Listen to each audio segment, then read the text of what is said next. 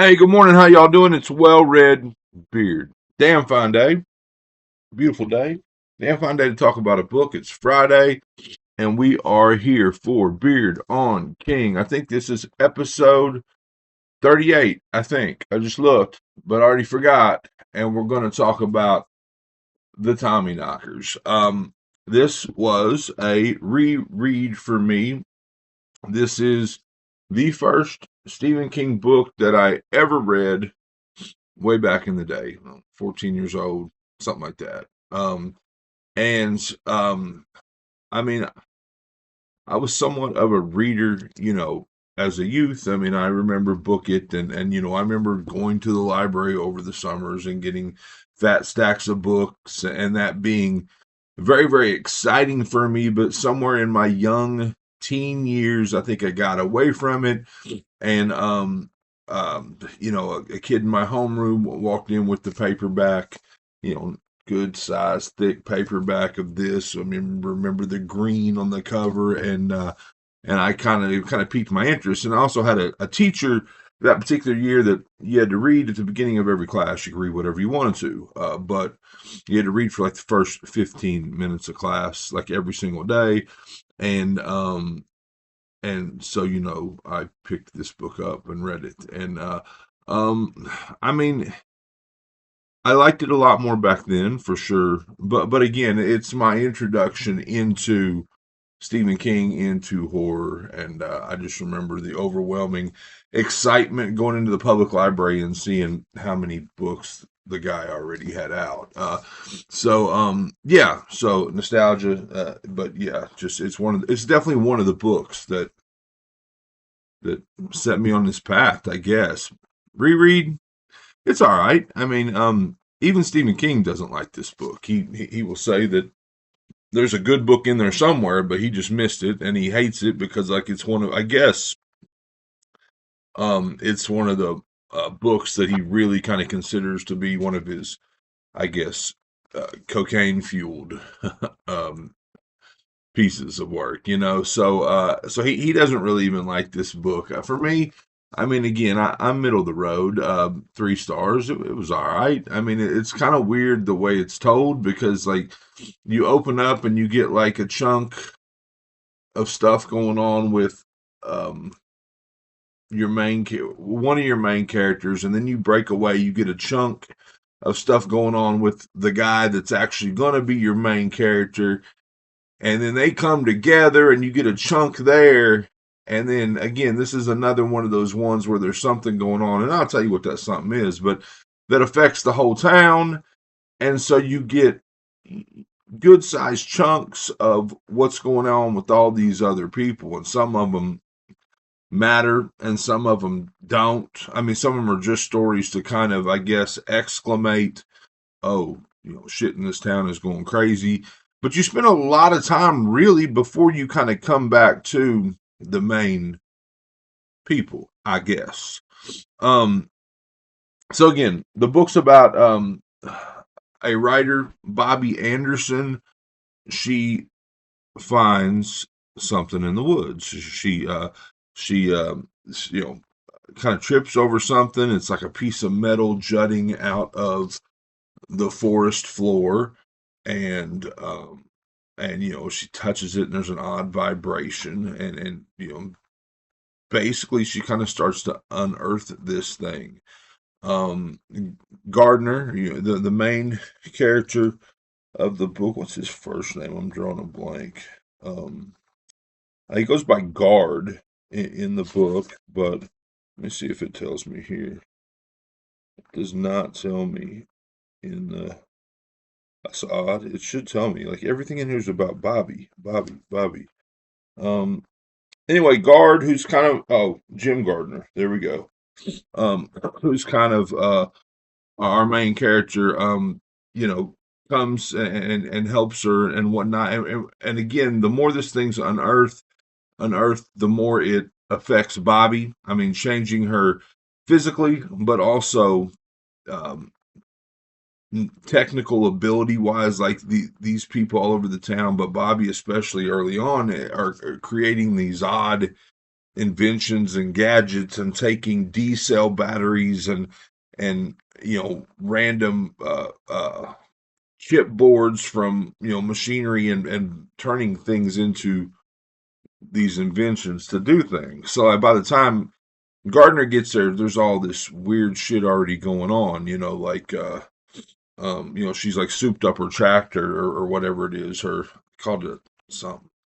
It wasn't a bobcat, but it was something like that. Anyway, she'd souped it up to kind of help excavate and this and that. And so that's like the other effect. Like everyone in the town is, like the mailman has created this, invention to sort mail quicker, and the local kid, is put on a magic show, and he's created some sort of an invention to kind of soup up his magic show. I did get a kick out of, everybody having to chuck around and find all the D cell batteries because um, I am 48 years old, and I don't know. I'm assuming that, like, if you buy a swing for your baby, I'm assuming that thing doesn't still run on D cell batteries. I'm assuming it, can actually plug into the damn wall at this point, or actually maybe charge like a phone or something. I need to look into that. I don't really need to look into that, but the point I'm trying to make is all the shit that we had for our little kids, um, 20, 17 years ago, ran off D cell batteries, and they, they didn't last very long, and especially my daughter. I mean, our first child. I mean, she loved her swing, and she would fall asleep in her swing, so we used her swing a lot. But anyway, D cell. I kind of got a kick out of that because I don't think I've seen a D cell battery for anything in quite a while. But 2017 years ago, we used a shit ton of them. So anyway, so yeah, I mean it's got that feel of like Under the Dome. I mean a bit of it, again the small town that is a bit cut off, or for whatever reason no one else is coming in here, and and it's affecting everyone, the local police, the local, and it's, they feel isolated, I guess. And Stephen King's really good at that. Like I said, it feels like there's other books that kind of do that. Uh, I mean, at the end of the day, it's a flying saucer. It's a spaceship out in the woods, affecting all the local people. And that's the gist. It's kind of, I think, his first story that you would consider science fiction, I think.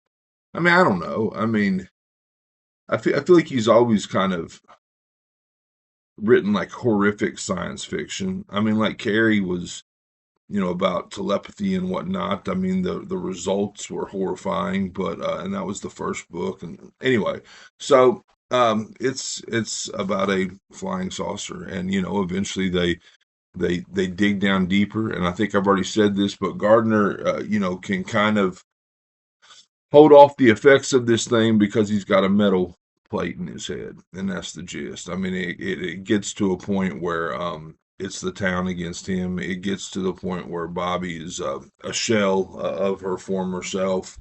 Um, it gets to the point that Gardner takes it upon himself to try to fix this, to try to stop the machine and its effects on all the people of Haven, Maine, to, I mean, try to get that to stop, try to keep it from spreading, I guess. So, yeah, I mean, I'm at 3 stars. It's a middle of the road King for me.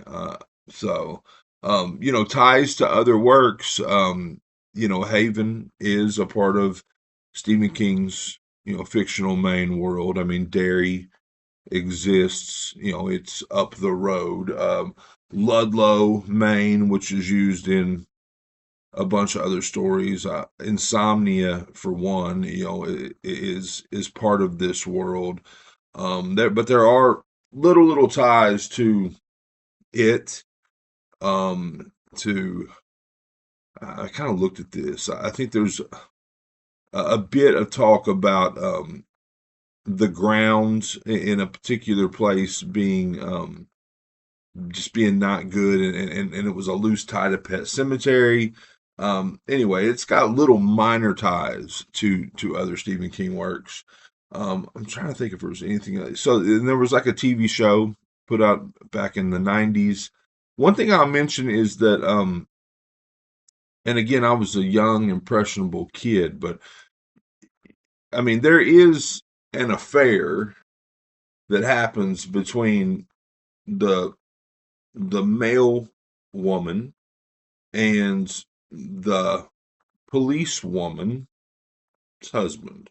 They both, I think, loosely. It's been, I mean, it's details I might have missed on, but they there's an affair going on at the post office. All right, well, it's not.